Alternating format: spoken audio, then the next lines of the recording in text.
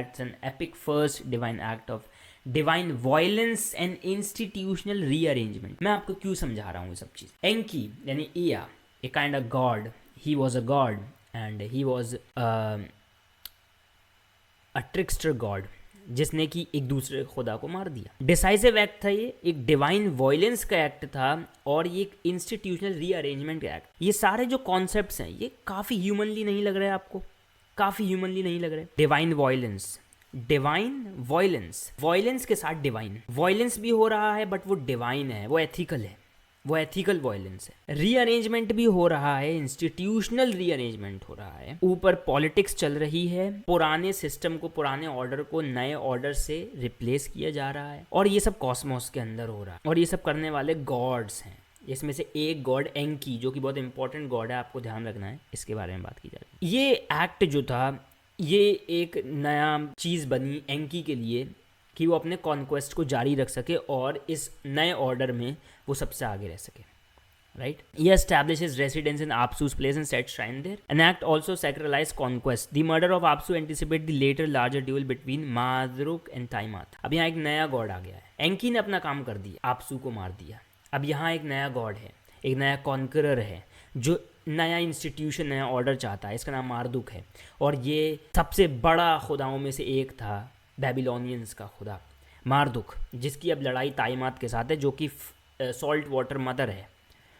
अब यहाँ पे क्या होने वाला है कि यहाँ पे in order to impose forces, ritual appropriation and renaming of spaces, यहाँ पे अब इनकी लड़ाई होने वाली है ताकि फोर्सेस चेंजेस हो सकें पावर के अंदर, रिचुअल एप्रोप्रिएशन हो सके, सही तरीके से रिचुअल परफॉर्म किए जाएं. यहाँ पे काफ़ी एब्सर्ड सी लग रही है ये एक्सप्लेनेशन, जहाँ पे रिचुअल्स आ रहे हैं, जहाँ पे पावर का यूज़ हो रहा है. मतलब खुदाओं की कहानी को इंसानों के थ्रू समझाया जा रहा है. ये बेसिक सा कॉन्सेप्ट मैं आपको बताना चाहता हूँ. ये कॉन्सेप्ट यूज़ हो रहे हैं और ये ऐसे वैसे कॉन्सेप्ट नहीं है, ये वो कॉन्सेप्ट थे जो बेबीलोनियन उस टाइम पे एक्चुअली परफॉर्म किया करते थे. बल्कि पूरे मेसोपोटामियन, पूरे इजिप्शियंस इस चीज़ को परफॉर्म किया करते थे. यहाँ तक कि ये Aztec empires and Mesoamerican civilisations के अंदर भी देखा जाता है कि कैसे हर एक दिन इंसानों की बलि चढ़ाई जाती थी रिचुअल्स के नाम पे. और ये रिचुअल्स इन कहानियों से आ रहे हैं.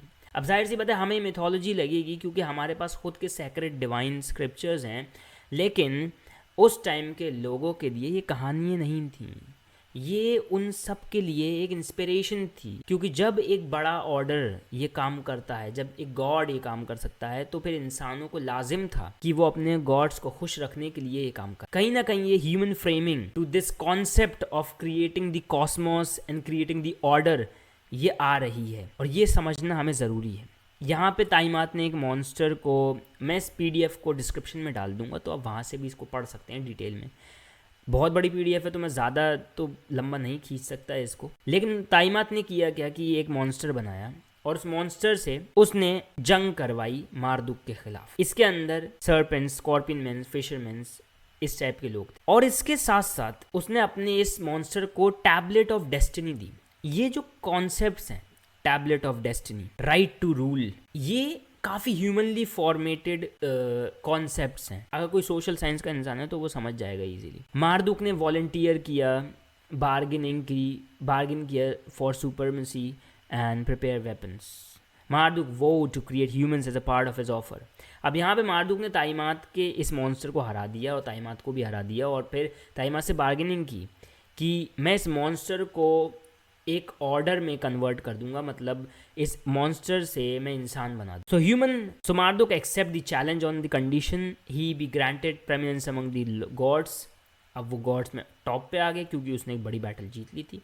He also outlines his program. After defeating chaos, he will fashion humans from blood and bone, so human will tend God's temple. अब यहाँ पे लाइन इंपॉर्टेंट है. उसने ह्यूमन को बनाया ताकि ह्यूमन अब खुदाओं वाले काम खुदाओं के लिए कर सकें. Human will tend gods temple, human gods के टेम्पल बनाए, परफॉर्म देयर सर्विसेज, उनकी सर्विसेज करें. दिस बार्गेनिंग इज सेंट्रल, क्योंकि ये इंपॉर्टेंट थी, क्योंकि ये मारदुक की विक्ट्री को दर्शाता था, ये मारदुक की विक्ट्री को डिफाइन करता था.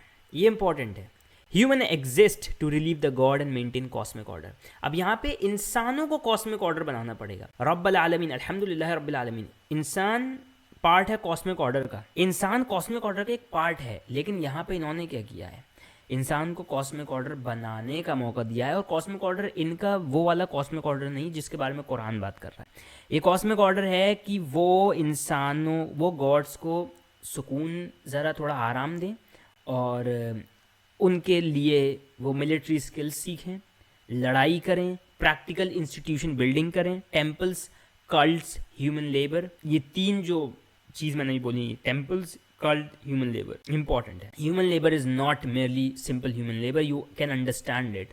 It's a whole different language they are using, right? And frame as both warriors and organizers, right? कहीं ना कहीं घूम फिर के ये चीज़ ऐसा लग रहा है कि अब मार्दुक ने वो सब चीज़ें बनाई और हेवंस एंड अर्थ की फॉर्मेशन की, कॉस्मोगनी पूरी डेवलप की अकॉर्डिंग टू मेसोपोटामियन सिविलाइजेशन, और इस तरीके से इंसानों की पैदाइश हुई। So humans are fashioned so they will bear cult services and labor and freeing gods from drudgery. Important है क्योंकि इंसानों के लिए क्या छोड़ा, इंसान लड़ाई करना सीखें, इंसान नई जगहें फतह करें, यानी अपनी नई जगहों को कॉन्कर करें। उस टाइम की मेंटालिटी एक, ये कहाँ से आ रही है आपको क्या लगता है? ये प्रीस्ट मेंटालिटी नहीं है, ये एक किंग की मेंटालिटी नहीं है, ये एक नोबल इंसान की जो हायरार्की में टॉप पर है और उसे